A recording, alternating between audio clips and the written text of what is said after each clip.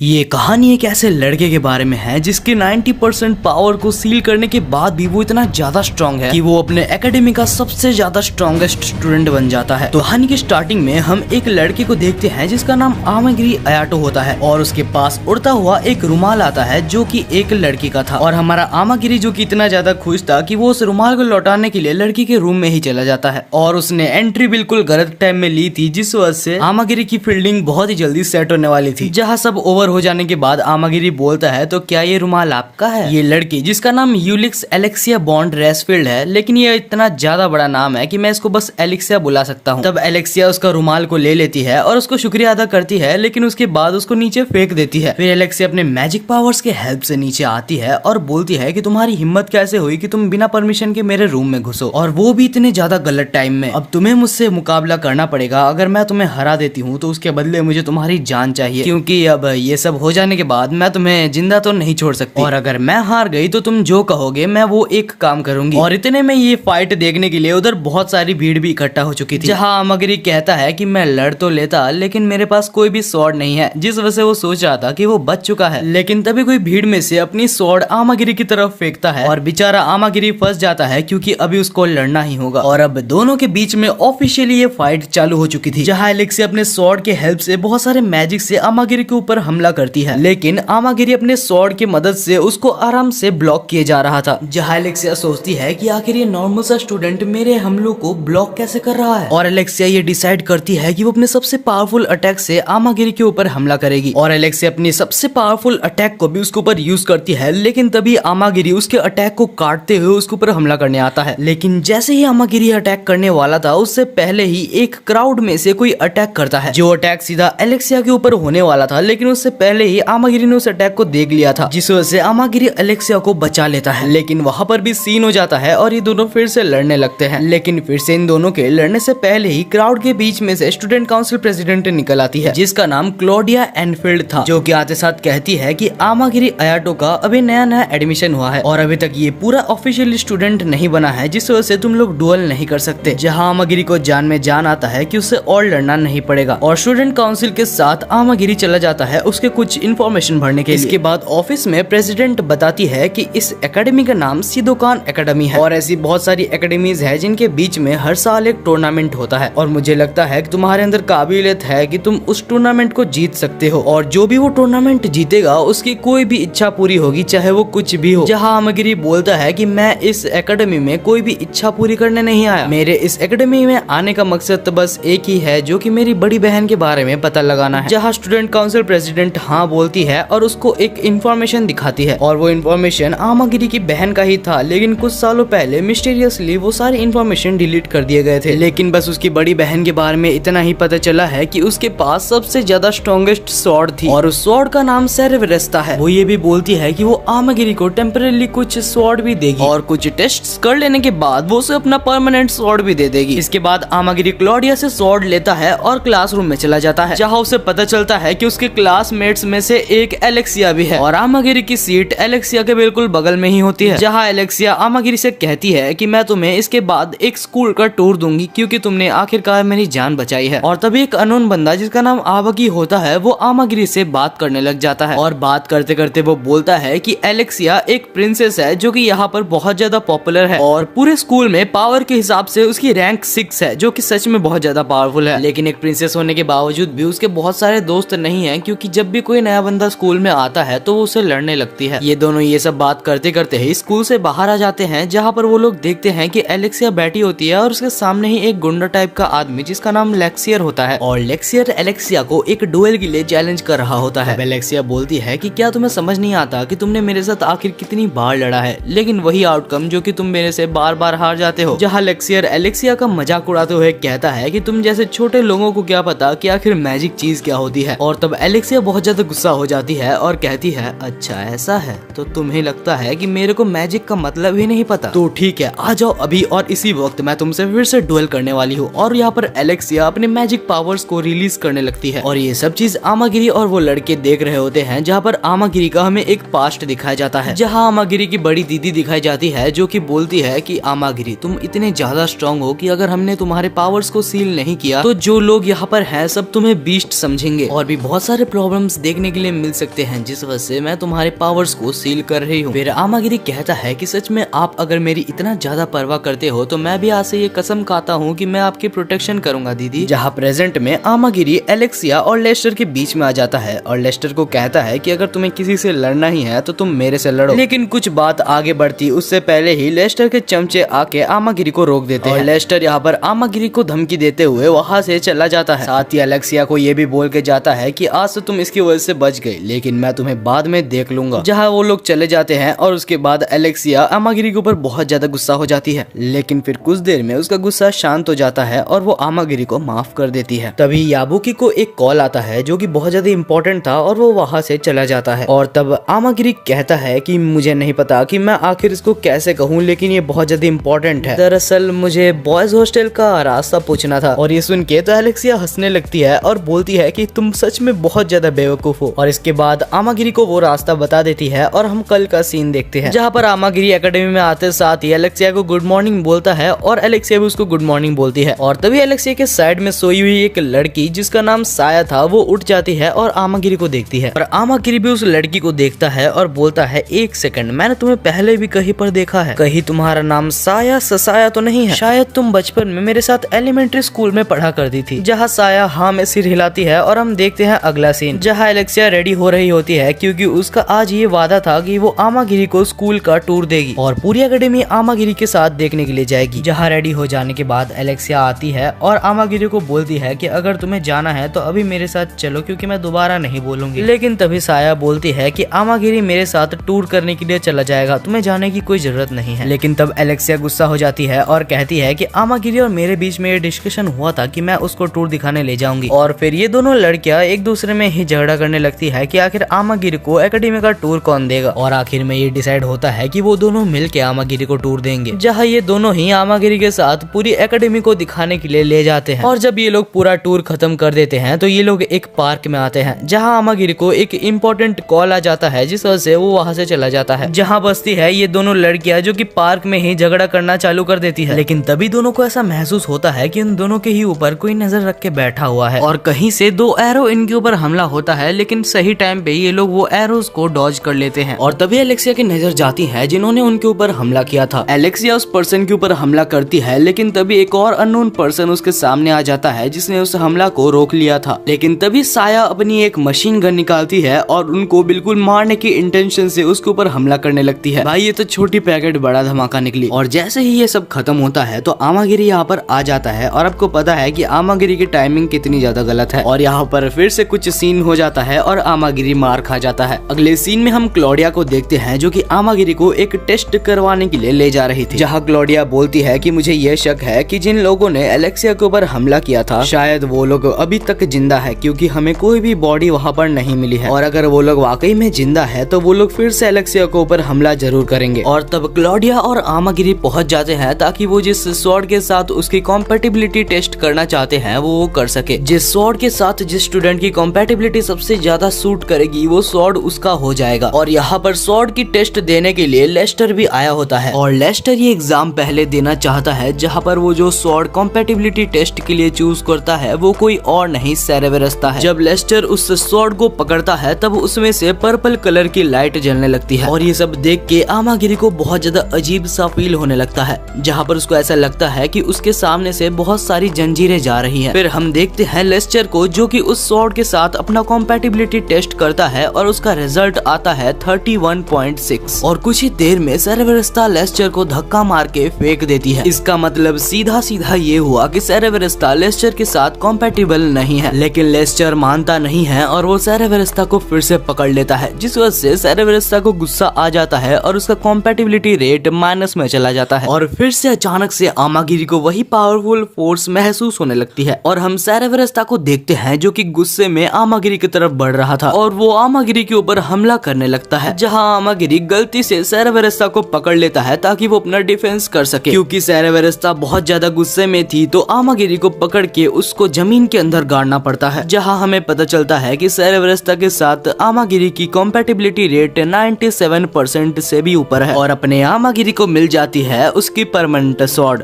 अगले सीन में हम देखते हैं एलेक्सिया को जो कि आज बहुत सज धज के आई होती है क्योंकि वो आमागिरी को आज पूरा शहर का टूर देने वाली है, जहाँ वो लोग घूमते घूमते बर्गर किंग में जाके भी बहुत सारे बर्गर्स खाते हैं। अब शाम हो चुकी थी जिस वजह से ये लोग अपने घर जा रहे थे, लेकिन तभी ये लोग देखते हैं कि सामने कुछ गैंग्स मिलके लड़ाई कर रहे हैं, जहाँ एलेक्सिया बोलती है कि मुझे अच्छे से पता है कि ये कोई लड़ाई नहीं कर रहे हैं, ये लोग नाटक कर रहे हैं ताकि ये लोग मुझे मार सके। जो भी इनको ये करने के लिए बोला है उन्होंने ये पक्का बोला होगा कि तुम लोग लड़ने की एक्टिंग करना और जब यहाँ पर एलेक्सिया गुजरेगी तो अचानक से उसे मार देना। और होता भी कुछ ऐसा ही है कि अचानक से एक जन यहाँ पर एलेक्सिया के ऊपर हमला करता है, लेकिन तभी दोनों टाइम रहते हुए बच जाते हैं और अब आमागिरी और एलेक्सिया दोनों ही लड़ने के लिए तैयार हो जाते हैं और 2 मिनट से भी कम टाइम में एलेक्सिया और आमागिरी मिलके सबको हरा देते हैं। कुछ देर बाद एलेक्सिया वहाँ पर मौजूद एक जन से पूछती है कि अगर तुम्हें अपने सिर पे मौजूद इतने से भी बाल चाहिए तो मुझे बोल दो कि आखिर तुम्हें ये सब करने का ऑर्डर किसने दिया था। जहाँ वो आदमी डरते डरते बोलता है कि वो आदमी एक काला कोट पहना हुआ था जिस वजह से हम उसके शक्ल को नहीं देख पाए। और उसके बाद वो आदमी वहाँ पर इशारा करता है जहाँ हम देखते हैं पेड़ के पीछे एक काला कोट पहना हुआ आदमी दोनों के ऊपर नजर रख रहा था। जहाँ वो आदमी भागने लगता है और आमागिरी और एलेक्सिया दोनों ही उनका पीछा करने लगते हैं और उनका पीछा करते वक्त आमागिरी के ऊपर भी हमला होता है, लेकिन वो एरो को डॉज करते हुए उसके थोड़े से कपड़े फट जाते हैं। लेकिन तभी एलेक्सिया रुक जाती है और बोलती है कि आमागिरी मुझे माफ कर देना, मैंने तुम्हें ये सब में घसीट लिया, छोड़ो उनको जाने दो, कभी ना कभी मैं तो उनको पकड़ ही लूंगी। और एलेक्सिया आमागिरी को बोलती है कि आज रात को मेरे घर आना, मुझे तुमसे कुछ इम्पोर्टेंट डिस्कस करना है। रात को जब आमागिरी एलेक्सिया के घर पहुंचता है तब एलेक्सिया आमागिरी को देख के बोलती है कि जल्दी से अपनी शर्ट उतारो, जहाँ आमागिरी चौंक जाता है और बोलता है कि तुम ये क्या बोल रही हो। तब एलेक्सिया को रियलाइज होता है कि आखिर उसने ये क्या कह दिया और फिर वो बोलती है कि मैं तो सिर्फ तुम्हें अपना शर्ट उतारने इसलिए बोल रही थी ताकि मैं तुम्हारे वो फटे हुए शर्ट को सिल सकूं। और तब आमागिरी बोलता है अगर ऐसी बात है तो मुझे कोई प्रॉब्लम नहीं है। और उसके बाद आमागिरी अपना शर्ट उतार के एलेक्सिया को दे देता है ताकि वो उस शर्ट को सिल सके। और फिर आमागिरी एक फोटो को नोटिस करता है जिसमें एलेक्सिया छोटी थी और उसके साथ कुछ प्रीस्ट्स और उसके कुछ फ्रेंड्स भी थे। जहां आमागिरी उस फोटो को उठाता है और बोलता है कि क्या ये तुम्हारी फोटो है, सच में बहुत अच्छी दिख रही हो। तब एलेक्सिया आमागिरी से वो फोटो छीन लेती है और बोलती है हाँ ये मेरी ही फोटो है। जब मैं छोटी थी तब मैं बहुत ज्यादा चंचल थी जिस वजह से मैं अपने महल से हमेशा भाग जाया करती थी और ऐसे ही एक दिन मुझे कुछ गुंडों ने पकड़ लिया, लेकिन तभी ये मोहल्ले के छोटे छोटे बच्चे आके मुझे बचा लेते हैं और ये लोग ऑर्फन्स हैं, यानी कि इनके माता पिता नहीं हैं। और फिलहाल जो चर्च में ये लोग अभी रह रहे हैं वहाँ पर पैसों की बहुत ज्यादा दिक्कत है और यहाँ पर मैंने अपने माता पिता से भी पूछा था कि वो लोग उनको कुछ पैसे दे दे, लेकिन उन्होंने मना कर दिया, जिस वजह से मैं इस एकेडमी में आई हूँ ताकि मैं इस टूर्नामेंट को जीतने के बाद पैसों की डिमांड करूंगी और पैसों से मैं उस चर्च के छोटे छोटे बच्चों की भी मदद कर सकती हूँ। और वो ये भी बताती है कि जो रुमाल तुमने मुझे दिया था वो रुमाल भी इन्हीं लोगों ने मुझे सिल के दिया है। अगले सीन में हम आमागिरी और उसके दोस्त को देखते हैं जो कि देखते हैं कि एलेक्सिया एक लेटर को पढ़ रही थी और ये साफ था कि वो लेटर कोई आम लेटर नहीं है क्योंकि एलेक्सिया के मुंह में साफ दिख रहा था कि वो कितनी ज्यादा टेंशन में है। और कुछ देर बाद एलेक्सिया आमागिरी से बिना बात किए हुए चुपचाप वहाँ से चली जाती है। जब आमागिरी और उसके दोस्त कॉरिडोर में जा रहे थे तभी वहाँ पर सामने क्लोडिया दिखती है, जहाँ आमागिरी इस बारे में क्लोडिया से बात करता है। तब क्लोडिया भी टेंशन में आ जाती है और बोलती है ये बिल्कुल भी नॉर्मल चीज नहीं है क्योंकि ये तो कंफर्म है कि वो लेटर पक्का उन्हीं लोगों में से आया होगा जो एलेक्सिया को मारना चाहते हैं और एलेक्सिया हम लोग को टेंशन नहीं देना चाहती, जिस वजह से वो अकेले ही उनसे लड़ने चली गई। अब आमागिरी भी टेंशन में आ चुका है कि आखिर वो एलेक्सिया को कैसे बचाए।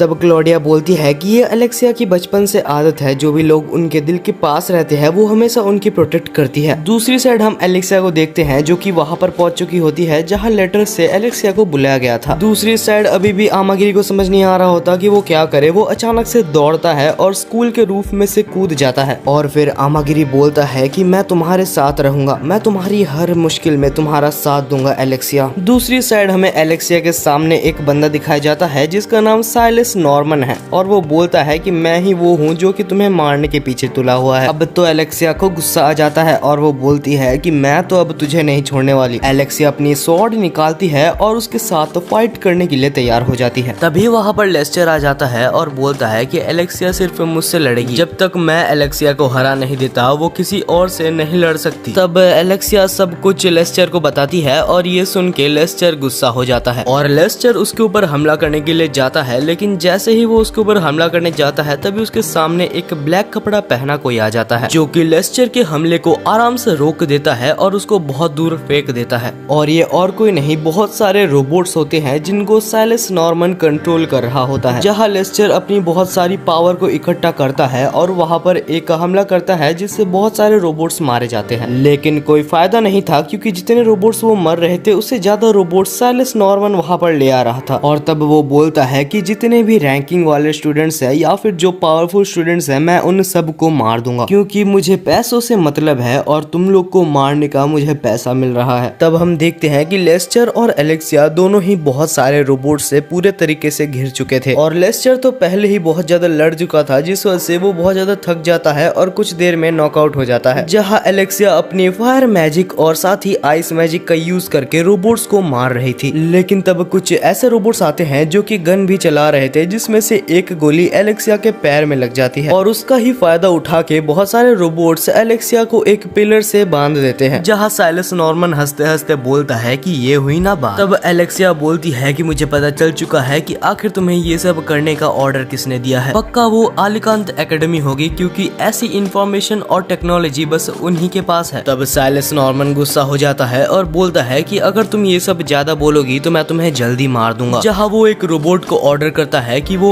एलेक्सिया को मार दे और वो रोबोट हथियार उठा के एलेक्सिया को मारने ही वाला होता है, लेकिन तभी हमारी हीरो की एंट्री हो जाती है। आमागिरी अयाटो आते साथ ही वहाँ पर दोनों रोबोट्स को मार देता है और एलेक्सिया को बचा लेता है। लेकिन जैसे ही एलेक्सिया आमागिरी को देखती है तो वो गुस्सा हो जाती है और बोलती है कि आखिर तुम इधर क्यों आए? आमागिरी, क्या तुम्हें मरना है? मैं तुम्हें वहाँ पर छोड़ के आई ताकि तुम सेफ रहो। तब आमागिरी बोलता है लेकिन मैं आखिर तुमको कैसे अकेला छोड़ देता, तुम ही तो हो जिसने मेरे ऊपर भरोसा किया है। और ये सुनकर तो एलेक्सिया शर्माने लगती है, लेकिन तभी बहुत सारे रोबोट्स आके आमागिरी के ऊपर हमला करने लगते हैं। जहाँ आमागिरी अपने पावर्स को रिलीज करने लगता है और हम देखते हैं कि वहाँ बहुत ज्यादा मैजिकल एनर्जी हो जाती है और हम देखते हैं कि कुछ ही सेकंड्स के अंदर यहाँ पर जितने भी रोबोट थे सारे मर चुके होते हैं। और ये देख के तो साइलस नॉर्मन भी चौंक चुका था कि आखिर एक आदमी इतना जल्दी मेरे रोबोट्स को कैसे मार दिया, और वो भी सिर्फ एक ही हाथ से, क्योंकि दूसरे हाथ से तो उसने एलेक्सिया को उठा के रखा है। वो गुस्से में नॉर्मन एक बहुत ही बड़े रोबोट को समन कर लेता है और वो रोबोट आमागिरी की तरफ बढ़ रहा था, लेकिन तभी आमागिरी शिनरे रियू स्टाइल से जाके उस रोबोट को बीच से काट देता है। जहाँ साइलस नॉर्मन समझ चुका था कि वो यहाँ पर जीत नहीं सकता, जिस वजह से वो एक रोबोट के ऊपर चढ़ जाता है और उसके ऊपर चढ़ के उड़ने लगता है। जहाँ आमागिरी बोलता है ये तो बहुत ही बुरा हुआ क्योंकि मैं तो उड़ ही नहीं सकता। तब एलेक्सिया बोलती है कि चिंता मत करो और उसके बाद एलेक्सिया अपने मैजिक के हेल्प से वहाँ पर कुछ पंख लगा देती है। जहाँ उड़ के आमागिरी और एलेक्सिया जाते हैं और आमागिरी यहाँ पर उस रोबोट को बीच में से काट देता है, जिस वजह से साइलस नॉर्मन आसमान से सीधा नीचे गिरता है और हम देखते हैं कि नीचे क्लॉडिया थी जो कि उसको पकड़ने के लिए पहले से तैयार थी। दूसरी तरफ एलेक्सिया और आमागिरी चैन की सांस लेते हैं कि चलो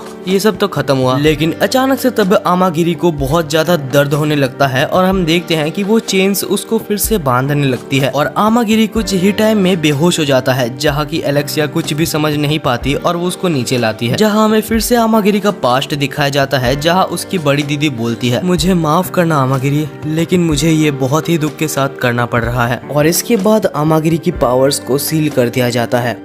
फिर जब प्रेजेंट में आमागिरी अपनी आंखें खोलता है तो उसके सामने एलेक्सिया होती है और आमागिरी नोटिस करता है कि आमागिरी एलेक्सिया के गोद में था। बात अलग है कि आमागिरी को अभी इसकी आदत नहीं है, लेकिन एलेक्सिया इस बार कोई भी रिएक्शन नहीं दे रही। जहां एलेक्सिया पूछती है कि आमागिरी मेरे को बताओ आखिर तुम्हारी पावर्स को सील किसने किया था। जहां आमागिरी बोलता है कि मैं ये तो तुम्हें नहीं बता सकता, लेकिन मैं ये बता सकता हूँ कि मैं अपने पावर्स को 5 मिनट से ज्यादा यूज नहीं कर सकता। इसके बाद आमागिरी बोलता है कि जो टूर्नामेंट हमारे एकेडमी में होने वाला है उसके लिए हमें 2 जन की डुओ चाहिए। जहां मुझे तो मेरा पार्टनर अभी तक नहीं मिला और मेरे ख्याल से तुम्हें भी तुम्हारा पार्टनर नहीं मिला है, तो क्या तुम मेरी पार्टनर बनना चाहती हो। तब एलेक्सिया बोलती है कि वैसे तो तुम अपने 5 मिनट से ज्यादा पावर्स को यूज नहीं कर सकते, लेकिन मैं तुम्हारे साथ पार्टनर जरूर बनना चाहती हूँ। और अब से एलेक्सिया और आमागिरी एक पार्टनर है। इसके बाद हमें साइलस नॉर्मन को दिखाया जाता है जिसके पीछे क्लॉडिया पड़ी हुई थी और क्लॉडिया यहाँ पर 2 ब्लेड्स को पकड़ी होती है जो कि दिखने में काफी डरावना लग रहा था। और फिर क्लॉडिया साइलस नॉर्मन के ऊपर ऐसे हमला करती है कि साइलस नॉर्मन के हर जगह से खून निकल जाता है। और ये चीज आमागिरी का दोस्त याबुकी भी देख रहा था। साथ ही में सर्विलेंस कैमरा यानी कि सीसीटीवी से अलिकांत एकेडमी के मैनेजर्स भी देख रहे थे। इसके बाद हम आमागिरी और याबुकी को देखते हैं, जहां आमागिरी देखता है कि एक आदमी एक छोटी सी लड़की को थप्पड़ मार देता है। वो आदमी उसको फिर से मारने ही वाला होता है, लेकिन तभी आमागिरी आके उसका हाथ रोक लेता है और बोलता है कि तुम्हें कोई हक नहीं कि तुम किसी लड़की को ऐसा मारो। तब वो आदमी आमागिरी को देखते हुए बोलता है कि मैं उसका अंकल हूँ और मेरी मर्जी मैं उसे मारूं या नहीं, आखिर तुम कौन होते हो मुझे रोकने वाले। लेकिन तब आमागिरी गुस्से से कहता है कि आखिर तुम उसके अंकल ही क्यों ना हो, लेकिन तुम्हें कोई हक नहीं कि तुम उसको ऐसे मारो। इस छोटी सी लड़की का नाम किरिन होता है और वो खुश होती है कि आमागिरी उसके लिए स्टैंड ले रहा है। तब उसके अंकल देखते हैं कि आमागिरी सेरेबरस्ता स्वॉर्ड का यूज करता है और ये देखने के बाद वो आमागिरी से कहता है ठीक है मैं उसे नहीं मारूंगा, लेकिन उसके पहले तुम्हें मेरा एक छोटा सा काम करना होगा। आमागिरी उससे डायरेक्ट बोलने को बोलता है कि आखिर वो उसे क्या चाहता है। तब उसका अंकल कहता है कि तुम सेरेबरस्ता का यूज करके किरिन से एक बार फाइट लो और अगर तुम ये मैच जीत जाते हो तो मैं किरिन को कभी भी नहीं मारूंगा। और ये सुन के किरिन बहुत ज्यादा दुखी हो जाती है, लेकिन क्योंकि उसके अंकल का प्रेशर बहुत ज्यादा है तो वो चुपचाप यहाँ पर आमागिरी को डुएल सेंड कर देती है। आमागिरी ये देख के चौंक जाता है और बोलता है कि आखिर किरिन तुम ये क्या कर रही हो, लेकिन तब किरिन कहती है ये मेरे बस में नहीं है कि मैं अंकल की बातों को टालूं। आमागिरी अगर तुम चाहते हो तो तुम मेरे से बिना फाइट किए भी यहाँ से जा सकते हो। लेकिन तब आमागिरी पूछता है अगर मैं चला गया तो तुम्हारा क्या होगा। तब किरिन कहती है कुछ नहीं होगा, जैसा चल रहा था सब कुछ वैसा ही फिर से चलने लगेगा। आमागिरी कहता है इसका मतलब फिर से तुम्हारे अंकल तुम्हें मारेंगे और क्या ये तुम्हें मंजूर है? अगर एक बार फाइट करने से ही ये सब ठीक होगा तो मैं तुमसे एक बार फाइट करने के लिए रेडी हूँ। और फिर आमागिरी भी अपने पावर्स को 5 मिनट के लिए ब्रेक कर देता है और सेरेबरस्ता को निकाल लेता है। और इसके बाद हम देखते हैं कि दोनों के बीच में फाइट चालू हो चुकी थी, जहाँ पर सारी भीड़ भी इकट्ठा हो जाती है और उसी बीच यहाँ पर एलेक्सिया भी आ जाती है और वो ये देख के चौंक जाती है कि आखिर आमागिरी किसके साथ फाइट कर रहा है। दूसरी साइड अभी भी आमागिरी की फाइट चल रही होती है और 5 मिनट होने वाला था, जिस वजह से आमागिरी थक चुका होता है। तब आमागिरी एक अटैक करता है, लेकिन किरिन उस अटैक को एक ही हाथ से रोक देती है और उस डुएल बैज को भी अपने स्वॉर्ड की मदद से तोड़ देती है, जिस वजह से इस मैच की विनर किरिन निकलती है। और ये रियलाइज करते करते आमागिरी को बहुत लेट हो चुका था कि उसका बैज टूट चुका है और वो ये मैच हार चुका है। इस टाइप के डुएल बैटल्स में सबसे पहले जिस ओपोनेंट का बैच टूटता है वो हार जाता है। अब किरिन के अंकल किरिन को बुलाता है और उसके साथ चलने के लिए बोलता है, जहाँ किरिन उसके अंकल के साथ जाने से पहले आमागिरी के पास आके उससे माफी मांग के जाती है। तभी वहाँ पर एलेक्सिया आ जाती है और बोलती है तुम्हें यहाँ पर ज्यादा देर नहीं रहना चाहिए क्योंकि तुम्हारी 5 मिनट पावर बहुत पहले ही यूज हो चुकी है और किसी को ये पता नहीं चलना चाहिए कि तुम अपनी पावर्स को सिर्फ 5 मिनट के लिए ही यूज कर सकते हो। और आमागिरी मेरे को पहले ये बताओ कि तुम आखिर उस लड़की के साथ लड़ क्यों रहे थे? शायद तुम्हें नहीं पता, लेकिन वो हमारी एकेडमी की टॉप स्टूडेंट है। इस एकेडमी में सबसे स्ट्रॉन्गेस्ट स्टूडेंट और कोई नहीं किरिन टोडो है। फिर एलेक्सिया आमागिरी को अपने घर ले आती है और उसके बाद बोलती है कि तुम आइंदा से फिर भी किरिन से मत लड़ना, क्योंकि तुम अपने पावर्स को 5 मिनट से ज्यादा यूज नहीं कर सकते, तो ये बहुत बड़ी दिक्कत है। इसके बाद आमागिरी क्लॉडिया के पास जाता है अपना नया बैच लेने के लिए, जहाँ पर क्लॉडिया उसको बताती है कि किरिन के अंकल एक पॉलिटिकल मेंबर है जो कि अपने पॉलिटिकल स्टेटस को मेंटेन करने के लिए किरिन का इस्तेमाल करते हैं। और किरिन के अंकल ये चाहते हैं कि किरिन अगर ये होने वाली फेस्टास टूर्नामेंट को जीत जाए तो वो किरिन की मदद से एकेडमी से कोई भी अपनी एक इच्छा पूरी करवाना चाहते होंगे। जब शाम को आमागिरी बाहर था तब उसको किरिन दिखती है और जैसे ही किरिन को आमागिरी दिखती है तो वो उससे माफी मांगती है। और अगले सीन में हम देखते हैं किरिन को जो कि आमागिरी के घर में बैठी थी, जहाँ किरिन फिर से माफी मांगती है और बोलती है कि मेरी और मेरे अंकल की वजह से आपको तकलीफ हुई, मुझे माफ कर देना। जहाँ आमागिरी कहता है कि तुम्हारी तो कोई भी गलती नहीं है, तुम तो बस अपने अंकल की कहना मान रही थी। और आमागिरी किरिन के सर पे हाथ रख देता है, जिस वजह से किरिन को बहुत ज्यादा अच्छा लगता है, लेकिन वो उसी वक्त शर्मा भी जाती है। इसके बाद हम आमागिरी को देखते हैं जो कि किरिन को घर छोड़ने के लिए जा रहा था। तब चलते चलते किरिन आमागिरी से एक क्वेश्चन करती है। वो पूछती है कि तुम जब मुझसे फाइट कर रहे थे तो शायद तुमने आमागिरी शिन में स्टाइल टेक्निक का यूज किया था, और मैंने ये भी नोटिस किया था कि तुम जब मुझसे लड़ रहे थे तब तुम मार्शल आर्ट्स का भी बहुत ज्यादा यूज कर रहे थे। तब आमागिरी बोलता है कि तुमने बिल्कुल सही समझा, ये आमागिरी शिन में स्टाइल टेक्निक का ही एक पार्ट था। ये बहुत ही रेयर स्किल होती है जो कि आमागिरी परिवार के लोगों ने ही सबको सिखाई है। किरिन अगर तुम्हें ये टेक्निक सीखना है तो तुम मेरे साथ ट्रेनिंग करो, मैं तुम्हें ये टेक्निक सिखा दूंगा। लेकिन किरिन बोलती है कि मेरे अंकल ने किसी भी रैंकर्स के साथ ट्रेनिंग करने के लिए मना कर रखा है, लेकिन मैं तुम्हारे साथ अगर छुप के भी ट्रेनिंग करूँ तो तुम्हारे साथ वो रैंक 6 जो कि एलेक्सिया है वो भी ट्रेनिंग करती है, जिस वजह से मैं तुम्हारे साथ ट्रेनिंग नहीं कर सकती। तब आमागिरी बोलता है अगर तुम एलेक्सिया के साथ ट्रेनिंग नहीं करना चाहती तो सुबह जब मैं जॉगिंग पर जाता हूँ मैं तुम्हें तब ट्रेनिंग करवा दूंगा। जिससे किरिन बहुत ही ज्यादा खुश हो जाती है कि उसको भी एक ट्रेनिंग पार्टनर मिल गया और वो खुशी खुशी यहाँ पर आमागिरी को थैंक यू बोल के वहाँ से चली जाती है। इसके बाद हम अलीकांत एकेडमी के उन साइंटिस्ट को देखते हैं जिन्होंने साइलस नॉर्मन के उन रोबोट्स को बनाया था। तब उनमें से एक साइंटिस्ट कंप्यूटर के सामने बैठता है और हमें पता चलता है कि वो आमागिरी और किरिन के ऊपर नजर रखे हुए थे। जहाँ वो साइंटिस्ट बोलते हैं तो उस चीज को अभी टेस्ट करने का समय आ चुका है। दूसरी तरफ हम आमागिरी और किरिन को देखते हैं जो कि आगे बढ़ रहे थे, लेकिन तभी वहाँ पर डायनासोर टाइप के बहुत छोटे छोटे से क्रिएचर्स आ जाते हैं। फिर वो मॉन्स्टर्स दोनों के ऊपर हमला कर देते हैं, लेकिन जब आमागिरी उसको काटता है तो वो अचानक से कुछ जेली टाइप का बन के खुद को फिर से जोड़ लेता है। और उसके बाद वो दोनों ही कंटिन्यूअसली लड़े जा रहे थे, लेकिन उनको समझ नहीं आ रहा था कि आखिर वो लोग इन मॉन्स्टर्स को कैसे हराए। तब किरिन दिमाग लगाती है और उन मॉन्स्टर्स को बिल्कुल छोटे छोटे टुकड़ों में काटने लगती है। और एक टाइम ऐसा आता है कि काटते काटते उनके अंदर से एक कोड निकलता है जिसको काटने के बाद वो लोग डिस्ट्रॉय हो जाते हैं। दोनों को ही लगता है कि अब ये मॉन्स्टर्स आना खत्म हुए और कम से कम यहाँ पर ये लोग बच चुके हैं। लेकिन तभी झाड़ों के बीच में से कुछ फायर ड्रैगन्स उनके ऊपर मैजिक से हमला करते हैं और वो लोग अचानक से नीचे गिर जाते हैं। नीचे गिरने के बाद वो लोग एक खंडर सी जगह पर पहुंच जाते हैं जहाँ पर वही ड्रैगन्स जो कि उनके ऊपर हमला कर रहे थे फिर से वहाँ पर आ जाते हैं और वहाँ पर सारे मॉन्स्टर्स एक में कंबाइन होके एक बहुत बड़ा सा ड्रैगन बन के उनके ऊपर हमला करने लगता है। जहाँ आमागिरी अपने फुल पावर्स को फिर से रिलीज करता है और एक ही अटैक में उस ड्रैगन को काट डालता है। लेकिन फिर से उस पावर की टाइम लिमिट्स की वजह से यहाँ पर आमागिरी को बहुत ज्यादा दर्द होने लगता है और उसकी मैजिक पावर्स फिर से सील हो जाती है। तब आमागिरी बेहोश हो जाता है, लेकिन किरिन उसको पकड़ के संभाल लेती है। इसके बाद वहाँ पर बहुत ज्यादा पानी था जिस वजह से वो लोग अपने कपड़े को सुखा देते हैं और बैठ जाते हैं ताकि उनको सर्दी ना हो जाए।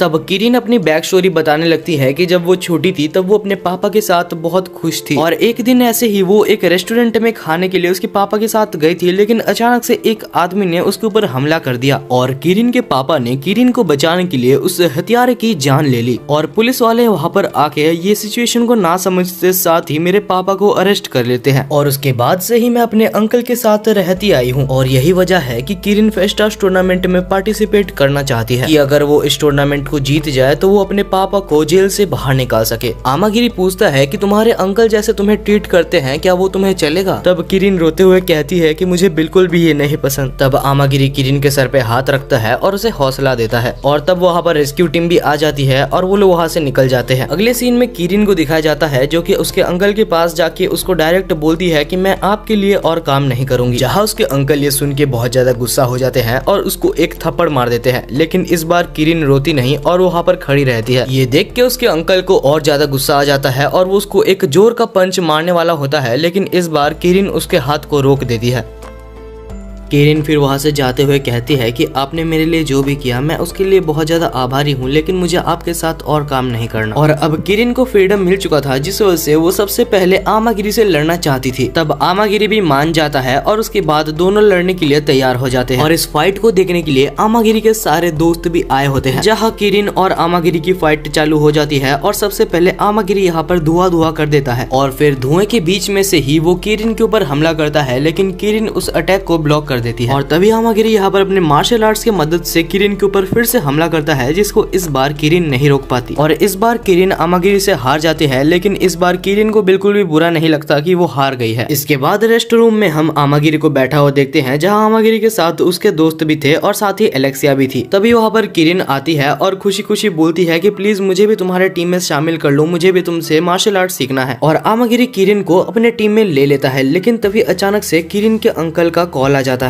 जहाँ उसके अंकल बोलते हैं कि तुम मेरे बिना परमिशन के आमागिरी के साथ कैसे डुएल कर सकती हो। और उसके अंकल उसके ऊपर फिर से चिल्लाने लगते हैं। तभी किरिन के अंकल वहाँ पर भी आ जाते हैं और किरिन को ब्लैकमेल करते हुए बोलते हैं कि अगर तुम मेरी बात नहीं मानोगी तो तुम्हारे पापा को हमेशा जेल में ही रहना पड़ेगा। और उसके बाद वो किरिन को फिर से एक थप्पड़ मारने वाला होता है, लेकिन तभी आमागिरी उसके हाथ को रोक लेता है और बोलता है कि किरिन ने तुम्हारे साथ काम करने से मना कर दिया है, जिस वजह से अगर तुम उसके ऊपर हाथ उठाते हो तो तुम्हारे ऊपर लीगल केस भी हो सकता है। जिस वजह से यहाँ पर उसके अंकल चुपचाप वहाँ से चले जाते हैं। इसके बाद हम अलीकांत एकेडमी का सीन देखते हैं जहाँ पर बहुत सारे रोबोट्स अच्छे अच्छे खिलाड़ियों को भी मार रहे थे। और इसके बाद तभी हमें उन साइंटिस्ट को भी दिखाया जाता है जो कि कहते हैं कि अच्छा हुआ कि हमने इन रोबोट्स को बना लिया। इन रोबोट्स के पास जितनी शक्तियां हैं किसी भी लिविंग थिंग्स के पास नहीं हो सकती। और इसके बाद फिर से सीन चेंज होता है जहाँ हम एक डर्क नाम के आदमी को देखते हैं जो कि रिवॉल्व डार्क इंस्टीट्यूट का मेंबर था, या हम उस एकेडमी का प्रेसिडेंट भी बोल सकते हैं। और वो एक कैदी के पास जाता है जिसका नाम एरिन था। उसके पास जाके वो एक आदमी को मारने का कॉन्ट्रैक्ट साइन करता है और वो आदमी कोई और नहीं आमागिरी अयाटो था। जहाँ एरिन इस मिशन को एक्सेप्ट कर लेती है और बोलती है कि आपका काम हो जाएगा। और इसके बाद हमें अपना सेदोकान एकेडमी दिखाया जाता है जहाँ पर फेस्टास टूर्नामेंट आज चालू होने वाला था। और बात ये है कि जितने भी एकेडमी से स्टूडेंट आएंगे वो मेन टूर्नामेंट सेदोकान एकेडमी में ही होने वाला है। वहाँ हमें पता चलता है कि साया और किरिन ने अपना एक टीम बना लिया है। और वहाँ सेदोकान एकेडमी के हेड बोलते हैं कि इस टूर्नामेंट में रोबोट्स भी पार्टिसिपेट कर सकते हैं। कुछ देर बाद हमें वहाँ के हेड इस टूर्नामेंट के रूल्स बताते हैं। ये टूर्नामेंट दो लोगों के टीम में होने वाली है, जहाँ ओपोनेंट टीम अगर तुम्हारे टीम की बैच को तोड़ देती है या फिर तुम्हें बेहोश कर देती है तो वो जीत जाएगी। फिर फेस्टास टूर्नामेंट का पहला मैच चालू हो जाता है जहाँ पर एलेक्सिया और आमागिरी आते हैं। उनके सामने उनके दो ओपोनेंट्स आते हैं और ये मैच चालू हो जाता है। जहाँ जैसे ही मैच चालू होता है आमागिरी अपने पावर्स को अनलॉक करता है और इतने स्पीड में जाके उनके बैच को काट देता है कि उनको पता तक नहीं चलता। और वो दोनों इस मैच को जीत जाते हैं, जहाँ पर वो लोग फिर से अपने रेस्ट रूम में जाने लगते हैं। और अब सेकंड मैच चालू होने वाला था जहाँ पर ओपोनेंट्स में थे दो रोबोट्स जिनका नाम ARD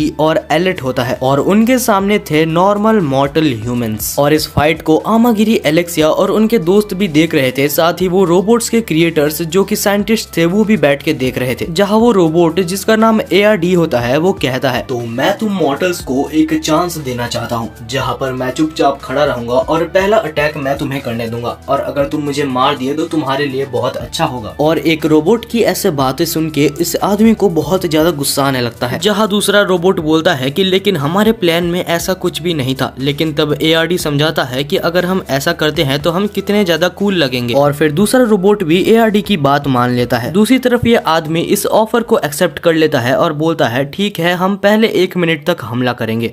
जहाँ पर ये आदमी अपने पावर्स को अनलिश करता है और ARD के ऊपर हमला करने के लिए जाता है। लेकिन जैसे ही वो उसके ऊपर हमला करता उससे पहले ही ARD का बैरियर एक्टिवेट हो जाता है और उसका पावर बिल्कुल यूजलेस हो जाता है। और ये देख के वो आदमी और ज्यादा गुस्से में आ जाता है और अपना सबसे पावरफुल मूव भी यूज करता है, लेकिन वो भी ARD के ऊपर नाकामयाब था। साथ ही उसका दूसरा रोबोट जिसका नाम एलेट था, उसका दूसरा साथी भी उसके ऊपर हमला कर रहा था, लेकिन वो भी उसको कुछ नहीं कर पा रहा था। फिर से कुछ देर लड़ने के बाद जब ह्यूमंस की टीम हार मान जाती है तब रोबोट्स की टीम अपने पास से एक हैमर टाइप का वेपन निकालते हैं और दोनों का सिर फोड़ देते हैं। वहाँ बैठी पूरी ऑडियंस शॉक में थी कि आखिर ये क्या हो रहा है। साथ ही आमागिरी, एलेक्सिया और उसके दोस्त भी ये सब देख के बिल्कुल हैरान थे। अगले सीन में हम आमागिरी और एलेक्सिया को देखते हैं जो कि बाहर किसी काम से जा रहे थे, लेकिन तभी वो सामने देखते हैं कि बहुत ज्यादा भीड़ इकट्ठा हुई है और उस भीड़ के अंदर इरिन जो कि वो असैसिन थी वो एक जन को पीट रही होती है। और जैसे ही आमागिरी और एलेक्सिया अंदर जाते हैं तो इरिन आमागिरी को देख लेती है और उसको याद आता है कि आखिर उसको आमागिरी को ही तो मारना है। और फिर इरिन आके आमागिरी को डुएल के लिए चैलेंज करने लगती है और अचानक से अपने डेडली वेपन को भी समन कर लेती है। लेकिन तभी इरिन की बहन जिसका नाम प्रिसिला ओर्जेस था वो वहाँ पर आ जाती है और बोलती है कि दीदी आप ये सब क्या करते रहती हो। फिर वो आमागिरी और एलेक्सिया से माफी मांगती है, साथ ही एरिन को भी माफी मंगवाती है। और कोई तो रीजन था, लेकिन एरिन यहाँ पर उसकी छोटी बहन से बहुत ज्यादा डर रही थी। और इनके जाने के बाद एलेक्सिया बोलती है कि प्रिसिलिस ओर्जेस का बहुत ज्यादा मिस्टीरियस काम है, उसके बारे में हमारे पूरे एकेडमी में कोई भी इंफॉर्मेशन नहीं मिली है। आमागिरी हमें नहीं पता कि आखिर वो हमें डुएल के लिए चैलेंज क्यों कर रहे थे, तो हमें थोड़ा सा बच के रहना चाहिए। दूसरी तरफ हमें साया और किरिन का पहला मैच दिखाया जाता है और उनके ओपोनेंट्स भी अच्छे खासे टीम से आए होते हैं। जहां मैच चालू होते साथ किरिन आसानी से जाती है और अपने ओपोनेंट का बैच को काट देती है। साथ ही साया अपने मशीन गन को सीधा एक स्वॉर्ड के तरह और साथ ही डिफेंस के तरह यूज कर रही थी, जहां वो अपने मशीन गन से शूट करके अपने ओपोनेंट को बेहोश कर देती है और दोनों ही इस मैच को जीत जाते हैं। अब फिर से आमागिरी और एलेक्सिया का एक मैच था जहां इस बार एलेक्सिया पहले जाती है। जहां एक स्टूडेंट एलेक्सिया के ऊपर हमला करती है, लेकिन क्योंकि वो फिसल गई थी तो एलेक्सिया उसको आराम से हरा देती है। जहां दूसरी स्टूडेंट एलेक्सिया के ऊपर हमला करने से पहले ही वो एलेक्सिया के ट्रैप में फंस जाती है और फिर एलेक्सिया फायर मैजिक के हेल्प से इस मैच को भी जीत जाती है। और अभी ऑफिशियली एलेक्सिया और आमागिरी अपने सेकंड मैच को भी जीत चुके थे। अगले सीन में हम आमागिरी और एलेक्सिया को देखते हैं जो कि एक जगह पर बैठे हुए थे और एलेक्सिया बोलती है, आमागिरी मैंने सेकंड मैच को जिताया है, तो क्या तुम मुझे इसका कोई इनाम नहीं दोगे? जहाँ आमागिरी को याद आता है कि कैसे उसने साया और केरिन के सिर पे हाथ रखा था, और तब आमागिरी एलेक्सिया के सर पे भी हाथ रख के उसके सर को सहलाता है, जहाँ एलेक्सिया नहीं पता क्यों लेकिन वो बहुत ज्यादा खुश हो जाती है। अगले सीन में हम आमागिरी को एक शहर में चलते हुए देखते हैं, जहां अचानक से आमागिरी के पास प्रिसिला आती है और खुद को बचाने के लिए कहती है, क्योंकि इस वक्त प्रिसिला के पीछे बहुत सारे गुंडे पड़े हुए थे। तब आमागिरी प्रिसिला को लेके वहां से भागने लगता है और एक बिल्डिंग के ऊपर चढ़ जाता है, जहां पर सारे गुंडे अभी भी उनको नीचे ही ढूंढ रहे थे। ऊपर आने के बाद प्रिसिला आमागिरी का शुक्रिया अदा करती है, लेकिन तभी पीछे से हम देखते हैं कि इरिन ऊपर से अपना साइत्र लेके आमागिरी के ऊपर अटैक करने जाती है, लेकिन सही टाइम पे प्रिसिला उसको बोल देती है कि आमागिरी ने मेरी जान बचाई है, जिस वजह से तुम्हें उसके ऊपर अटैक करने की कोई जरूरत नहीं है। लेकिन इरिन तो इस बात को मान ही नहीं रही थी और वो आमागिरी के ऊपर अटैक करना चाह रही थी, लेकिन उसके बाद प्रिसिला उसको थोड़ी डांटती है और समझा देती है, जिस वजह से इरिन को भी समझ आ जाता है कि आमागिरी ने प्रिसिला की जान बचाई है। और इसके बाद इरिन बोलती है कि अगला मैच तुम्हारा और मेरा ही है, और यहाँ तुमने मेरी छोटी बहन की जान बचाई है, तो मैं तुम्हें यहाँ पर मार तो नहीं सकती। जिसको सेटल करने के लिए इरिन यहाँ पर डर्क से बात करने के लिए जाती है, और जैसे ही इरिन यहाँ पर जाती है तो वो उसके डेस्क को अपने साइथ की मदद से तोड़ देती है, क्योंकि उनके बीच में ये डील हुई थी कि उसके लिए वो आमागिरी को मारेगी, बदले में वो उसकी छोटी बहन को प्रोटेक्ट करेगा। लेकिन आज उसकी छोटी बहन के पीछे कुछ गुंडे पड़ गए थे जिनको आमागिरी ने ही भगाया था। जहाँ डर्क बोलता है कि मेरी मर्जी, मैं प्रिसिला को बचाऊं या मारूं, तुम आखिर होती कौन हो? और ये सुन के इरिन को बहुत ज्यादा गुस्सा आ जाता है और वो डर्क के ऊपर हमला कर देती है, लेकिन तभी डर्क के सामने एक बैरियर आ जाता है, जिस वजह से उसका हमला उसको हिट ही नहीं करता। और फिर डर्क बोलता है कि चुपचाप यहाँ से चले जाओ, जहाँ इरिन भी कुछ नहीं बोलती और धीरे धीरे वहाँ से निकल जाती है। अगले सीन में हम आमागिरी और एलेक्सिया को देखते हैं, जो कि इरिन के घर में जा रहे थे। दरअसल इरिन ने उनको इसीलिए बुलाया होता है क्योंकि उसने उनकी छोटी बहन को बचाया था, बदले में वो बस एक थैंक्स कहना चाहती थी। दरअसल यहाँ पर इरिन आमागिरी और एलेक्सिया को एक पार्टी देना चाहती थी, ताकि आमागिरी का किया हुआ एहसान इरिन के बदन से उतर जाए। जब दोनों घर में पहुंचते हैं तो प्रिसिला उनका वेलकम करती है और सामने हमें इरिन को भी दिखाया जाता है, जो कि टेबल में बैठी थी। कुछ देर में प्रिसिला यहाँ पर बहुत टेस्टी टेस्टी खाना लाती है, जो कि सच में दोनों को बहुत ज्यादा पसंद आता है। और उसके बाद एलेक्सिया इरिन से पूछती है कि पहले आखिर तुम आमागिरी को मारने की कोशिश क्यों कर रही थी? जहाँ इरिन बोलती है कि बहुत समय पहले की बात है, जब हम छोटे थे तो हमारा ख्याल रखने के लिए कोई भी नहीं था, जहाँ पर हमारे पास पैसे भी नहीं थे ताकि हम सरवाइव कर सके। जहाँ डर्क एवरवाइन ने हमें कुछ पैसे उधार दिए थे और उन पैसों को अभी तक इरिन चुका नहीं पाई, जिस वजह से वो यहाँ पर इरिन से अपने मर्जी का काम करवाता है। और अभी उसने ऑर्डर दिया है कि वो आमागिरी को मार दे और फेस्टास से उसका नामो निशान मिटा दे। इसके बाद वो लोग थोड़ा और खाना वगैरह खाते हैं और उसके बाद जाने का टाइम हो जाता है, जहाँ प्रिसिला माफी मांगती है कि उसकी बड़ी बहन बिल्कुल भी अयाटो से अच्छे से बात नहीं करती, और प्रिसिला को ये डर लगा रहता है कि धीरे धीरे उसकी बड़ी बहन इंसानियत को खोते जा रही है। फिर हमें प्रिसिला और इरिन का पास्ट दिखाया जाता है, जहाँ पर एक बहुत ही बड़ी वॉर चल रही होती है, जहाँ प्रिसिला वॉर के चलते छुपी हुई थी और उसके ऊपर अचानक से सीलिंग टूट के गिर जाती है, जिस वजह से जब प्रिसिला को हॉस्पिटल ले जाया जाता है, वहाँ पर उसके बहुत सारे खून निकाला जाता है। और वो खून इसीलिए निकाला जा रहा था ताकि इरिन और प्रिसिला के पेरेंट्स को पैसे मिल सके,